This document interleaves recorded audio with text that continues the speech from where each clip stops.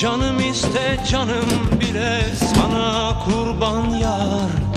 Yıldızlar yerinde güzel bırak dursun yar. Saçlarımı ellerinle okşa yeter yar. Gönlüm senden bir şey ister, nasıl desem yar. Allah beni bulla beni al koynuna yar. Rüzgar olup ince beline sarılayım yar. Çimen olup ayağına serileyim yar. Sürme olup gözlerine sürüleyim yar. Canım iste canım bile sana kurban yar.